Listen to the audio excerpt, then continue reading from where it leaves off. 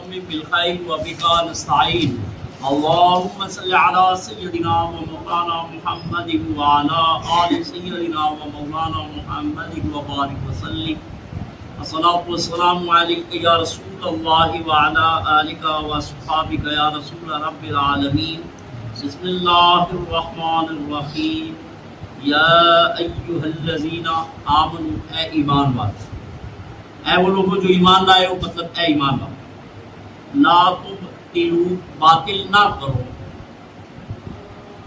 صدقاتکم اپنے صدقوں کو، اپنی خیراتوں کو ضائع نہ کرو، بالمن والاذی جب احسان جتانے کے ساتھ اور تکلیف ایذا دینے کے ساتھ، کالذی اس کی طرح ينفق جو خرچ کرتا ہے مالہ اپنا مال ریا الناس لوگوں کو دکھاوے کی، ولا یؤمن اور وہ ایمان نہیں رکھتا باللہ اللہ پر،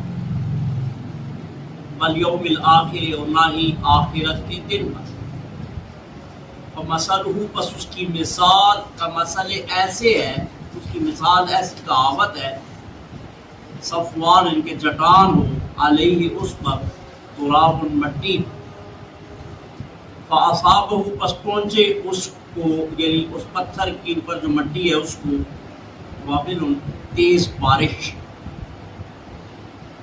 فترکہ پس چھوڑ دے اس کو اس چٹان کو سلدا چکنا بالکل صاف ستھرا، لا یقدرون وہ قدرت نہیں رکھتا علی شیء کسی چیز پر بھی مما کسبوا جو اس نے کمایا، واللہ اور اللہ تعالیٰ لا یہدی ہدایت نہیں عطا فرماتا، لا یہدی القوم الکافرین کافر قوم کو۔ آیت مبارکہ پر غور کریں کہ اللہ رب العالمین نے آیت کو شروع کیا یا ایھا الذین آمنوا سے اور ختم کیا واللہ لا یہدی القوم الکافرین۔ ایک ہی آیت شروع مومنین سے، اپنے اعمال اور کردار سے، فرمایا انجام کافروں کی طرح ہو جائے۔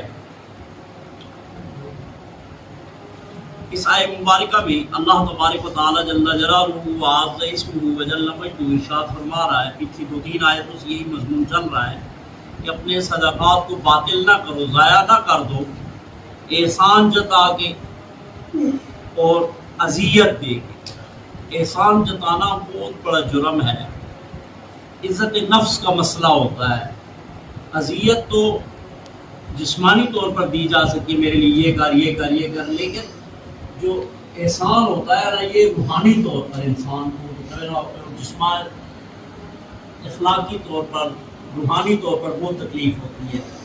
2 بندوں میں بیٹھ کے 4 لوگوں میں بیٹھ کے کسی کے متعلق بات کرنا، اس کے ساتھ میں نے یہ کیا ہے یہ کیا ہے، اس کو جو تکلیف ہوتی ہے، اور وہ صاحب حیثیت بھی نہ ہے، صاحب حیثیت تو چلو نکالے پیسے لے پکڑ اپنے پیسے، لیکن غریب وہ مجبور بھی ہے، محتاج بھی ہے، سر تو وہ نیچے کر لیتا ہے لیکن اس کے دل سے خدا خبر ہوتا ہے۔ تو کبھی بھی اللہ رب العالمین توفیق دے اور صدقات کرو تو اللہ فرماتا ہے ان کو ضائع نہ کر دو، یعنی تم نے صدقہ تو کر دیا، ثواب کا کام کر دیا، بعد میں تمہارے اس عمل کی وجہ سے وہ ضائع ہو گیا، الٹا تم سزا کے مستحق ہو گئے۔ اللہ رب العالمین نے اس کی مثال بیان فرمائی۔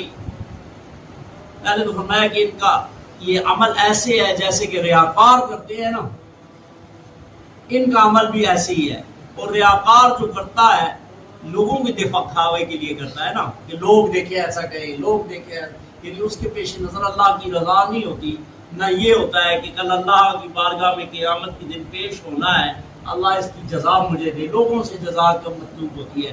اللہ نے فرمایا گویا کہ وہ اللہ پر ایمان نہیں رکھتا، گویا کہ وہ آخرت پر ایمان نہیں رکھتا۔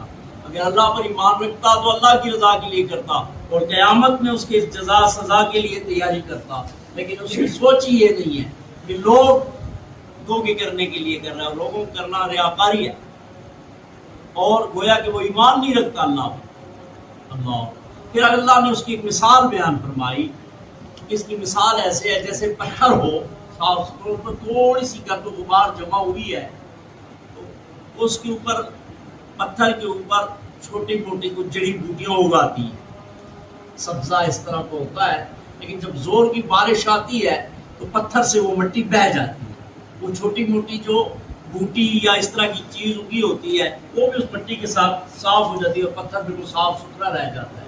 اسی طرح تم نے جو صدقہ خیرات کیا ہے اس کے اوپر احسان کی اور ایذا کی بارش برستی ہے تو وہ پتھر وہ تمہارے اعمال بالکل اس کے ساتھ بہہ جاتے ہیں اور بالکل صاف ستھرا، یعنی جیسے کہ تم نے کچھ کیا ہی نہیں، کوئی عمل ہی نہیں کیا، پتھر صاف رہ گیا. اس کے اوپر اسے وہ مٹی اور اس کے اوپر جو کائی سی اگی تھی فصل بوٹی سی وہ بھی بہہ گئی. تمہارا جو نیک عمل تھا تھوڑا بہت وہ بھی اس بارش کے ساتھ، احسان جتانے کی بارش کے ساتھ اور اذیت کے ساتھ وہ بہہ گیا، ختم ہو. دوسرا عمل وہی بہتر ہے جو حضور پاک صلی اللہ علیہ وآلہ وسلم کے طریقے کے مطابق. اللہ رب العالمین نے قرآن کریم بھیجا، پھر اس قرآن کریم میں اللہ تعالیٰ نے ہمیں مختلف اعمال کرنے کو حکم عطا فرمایا، یہ عمل کرو، نماز پڑھو، روزہ رکھو، جہاد کرو، صدقات و خیرات کرو، یہ کرو، لیکن ان کو ہم سمجھ نہیں سکتے. تو اللہ تعالیٰ نے اس کے ساتھ ایک نمونہ بھیجا. نماز پڑھنی ہے تو کیسے پڑھنی ہے ادھر دیکھو، حج کرنا ہے تو کیسے کرنا ہے ادھر دیکھو، جہاد کرنا ہے تو کیسے، ایسے. کون؟ پیارے محبوب صلی اللہ علیہ وآلہ وسلم کی ذات بابرکات. لقد کان لکم فی رسول اللہ اسوۃ حسنہ، کہ تمہارے لیے رسول کی زندگی میں بہترین نمونہ ہے. نماز کیسے پڑھنی ہے؟ جیسے حضور نے پڑھی بس وہ نماز. جہاد کیسے کرنا ہے؟ جیسے حضور نے کیا ہے یہ جہاد. حج کیسے کرنا ہے؟ حضور کی اداؤں کا نام جہاد ہے. جو حضور نے کیا ویسے کرو گے تو یہ عمل ہے، اس سے نکل جاؤ گے تو عمل نہیں رہے گا. اگرچہ بظاہر وہ عبادت زیادہ بھی ہو جائے، جیسے کہ میں اکثر مثال عرض کرتا رہتا ہوں کہ نماز ہے اور آپ ایک رکعت میں 2-3 رکوع کر لیں یا ایک رکعت میں 5-6 سجدے کر لیں تو عبادت زیادہ ہو گئی، ذکر زیادہ ہو گیا، اللہ کو ہی کر رہا ہے، نیت بھی ہے کہ اللہ کو کر رہا ہے، اللہ کی حمد و ثنا کرے، نماز ہوگی نہیں ہوگی. کیوں؟ کہ رسول کے طریقے سے نکل رہی ہے. حالانکہ عبادت اسی کی ہو رہی ہے، اسی کی تسبیح پڑھ رہا ہے، اسی کی بارگاہ میں سجدے میں پڑا ہوا ہے، لیکن نماز نہیں ہوگی. تو جو حضور علیہ السلام نے طریقہ مقرر کیا ہے اسی کا نام دین ہے، قرآن ہے، یہ دین ہے. اور اس کا نمونہ کیا ہے؟ ساتھ کمپنی نے ہوتا ہے نا سیمپل بھیجتے ہیں، اس طرح کرنا ہے، اس طرح کرنا ہے ساتھ میں. تو اللہ رب العالمین نے بھی کائنات کے لیے، اس کی اصلاح کے لیے قرآن بھیجا اور ساتھ پریکٹیکل قرآن، ناطق کے قرآن، عملی قرآن حضور پاک صلی اللہ علیہ وآلہ وسلم کی ذات بابرکات ہے. تو اس کے مطابق کرو گے تو ہر عمل جو ہے وہ قابل قبول ہے. اس نمونے سے، اس پیمانے سے نکل جاؤ گے تو کوئی عمل قابل قبول نہیں ہوگا. دوسرا، کبھی بھی کسی کو ایذا نہیں دینے، احسان بھی نہیں جتانا اور ایذا بھی. دیکھو ایذا اس طرح آپ ایک مثال لے لیں کہ غزوہ احد میں پیارے محبوب صلی اللہ علیہ وسلم کے محبوب چچا جناب سیدنا امیر حمزہ رضی اللہ تعالیٰ عنہ کس بے دردی سے شہید کیا گیا. ہندا نے حضور پاک صلی اللہ علیہ وسلم کا زبان مبارک، آنکھیں، کان، ناک کاٹ کے گلے میں ہار ڈالا اور سینہ مبارکہ چاک کر کے کلیجہ نکال کے کلیجی اور کچی چوائی. لیکن حضور علیہ السلام کی زوجہ محترمہ تھی سیدہ ام حبیبہ جو ابو سفیان کی بیٹی تھی.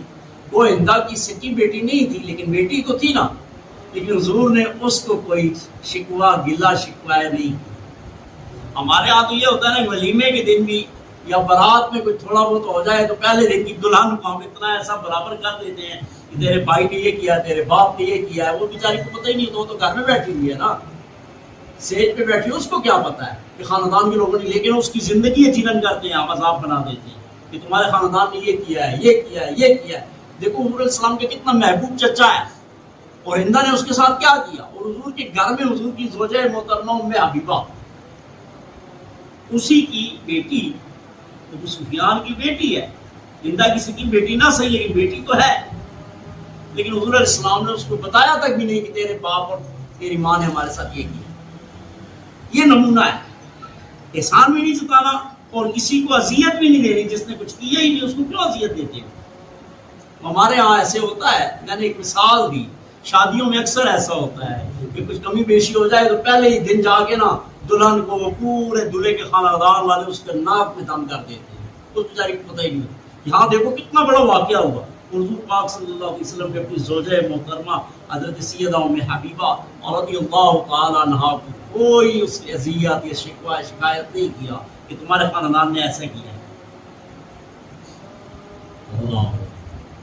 اللہ جل جلالہ فرماتے ہیں لا یقدرون علی شیء، جتنا کچھ بھی انہوں نے خرچہ کیا ہے، صدقہ کیا ہے، سب کچھ احسان کی وجہ سے، اذیت کی وجہ سے کسی چیز کی یہ مالک نہیں رہیں گے، قادر نہیں رہیں گے اس پر.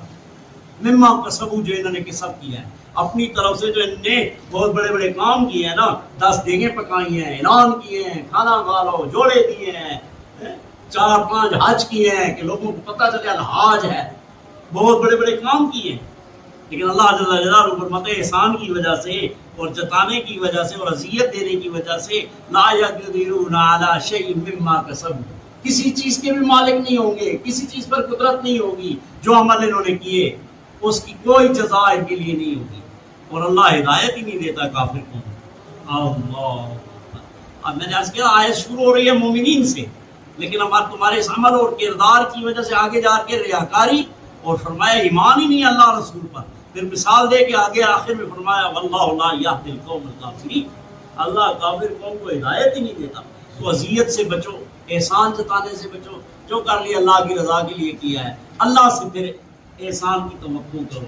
ہم اکثر اوقات صدقات و خیرات اس وجہ سے بھی نہیں دیتے اپنی فیملی میں. ظاہری بات ہے کہ فیملی میں، بھائیوں میں، خاندان میں، تربوروں میں کچھ آن بان لگی رہتی ہے. باہر کے لوگوں سے تو مطلب ہے نا کچھ لے دے ہی نہیں ہوتی. لڑائی جھگڑا یا چھوٹا موٹا ہوتا ہے بہن بھائی سے ہی ہوتا ہے، مسائل تھوڑے بہت ہوتے ہیں گھر کے لوگوں سے ہی ہوتے ہیں، باہر کے لوگوں سے تو نہیں ہوتے. تو ہم جو خیرات کرتے ہیں، صدقہ کرتے ہیں، لوگوں کو نہیں دیتے. کیوں؟ کہ ان کے ساتھ ہماری لگتی نہیں ہے. اللہ کے لیے دینا ہوگا پھر اس کو ہم دے دیں. بیچ میں اس کی لڑائی کدھر سے آ گئی؟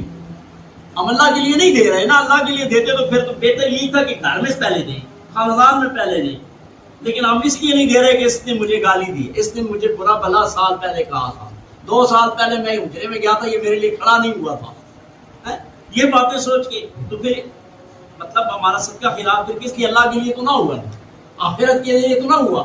اللہ کے رسول تو ہمارے صدقہ خیرات وہ بہتر ہے جو اپنے خاندان سے شروع کیا جائے، اپنی فیملی کو دیا جائے، اس کا دگنا ثواب ہے. ہم اپنی وہ چھوٹی موٹی ناراضگی درمیان لا کے نہیں دیتے. تو اس کا مطلب کیا ہوا کہ ہم اپنی ذات کی وجہ سے صدقہ خیرات کر رہے ہیں، اللہ کے لیے نہیں کر رہے. اگر اللہ کے لیے کرتے تو پھر اپنی ناراضگی بیچ میں نہ لاتے، اور اللہ کے لیے کریں گے تو ناراضگی بھی ختم ہو جائے گی. چاہے جتنی بھی ناراضگی آپ اس کو ساتھ احسان کریں گے، ظاہری بات ہے کہ اس کے دل میں بھی تمہارے لیے محبت پیدا ہو. آہستہ آہستہ وہ جو برے حالات ہیں، خاندانی لڑائیاں ہیں، رنجشیں ہیں، اللہ رب العالمین کرے گا اس کی وجہ سے وہ بھی ختم ہو جائے. لیکن تم خیرات صدقہ بھی نہ کرو، ان کے ساتھ اچھائی بھی نہ کرو، جو 10 سال پہلے کیا ہے اس کے بھی احسان بھی، جو اس کے ساتھ میں نے یہ کیا تھا، اس کے ساتھ میں نے یہ کیا تھا، یہ کیا تھا، آج میرے مجھے جواب دیتے ہیں، یہ کرتے ہیں، وہ اپنا سب کچھ تباہ برباد کرتے ہیں. اللہ تعالیٰ میں ہدایت کرتا. اے ایمان والو، ضائع نہ کرو اپنے صدقات کو احسان جتانے کے ساتھ اور تکلیف دینے کے ساتھ، اس کی طرح جو اپنے مال کو ریاکاری میں خرچ کرتا ہے. یعنی جس طرح ریاکاری میں مال برباد ہوتے ہیں، اسی طرح احسان اور جتانے سے بھی اور اذیت دینے سے برباد ہو جاتے ہیں. اور وہ ایمان نہیں رکھتے اللہ پر اور قیامت کے دن پر. مثال ان کی ایسی کہاوت ہے جیسے کہ چٹان پر مٹی ہو، پہنچے اس کو زور کی بارش اور چھوڑ دے اس کو چٹیل چٹان، یعنی پتھر کو بالکل صاف کر دے. تمہارے عمل کردار کو سب کو تمہارے احسان نے، جتانے نے اور ریاکاری نے صفا کر دیا. وہ قادر نہیں ہوتا، قدرت نہیں رکھتا کسی بھی چیز پر، جو کچھ کہ اس نے کیا ہے، کمایا ہے، ختم ہو. اور اللہ تعالیٰ ہدایت نہیں عطا فرماتا کافر کو. اللہم صلی علی سیدنا و مولانا محمد وعلی آلہ وصحبہ وبارک وسلم. یا اللہ غلطی کوتاہی لرزش معاف فرما. یا اللہ قرآن کریم پڑھنے سمجھنے عمل کی توفیق عطا فرما. یا اللہ سارے بزرگانی مغفرت فرما. یا اللہ سارے عاجزان گناہ معاف فرما. یا اللہ سوائے اپنی ذات نے کسی نہ محتاج نہیں. یا اللہ سانو سارے اور صحیح معنی صدقات و خیرات کرنے کی توفیق عطا. صلی اللہ تعالی علی خیر خلقہ محمد و آلہ وصحبہ اجمعین برحمتک یا ارحم الراحمین.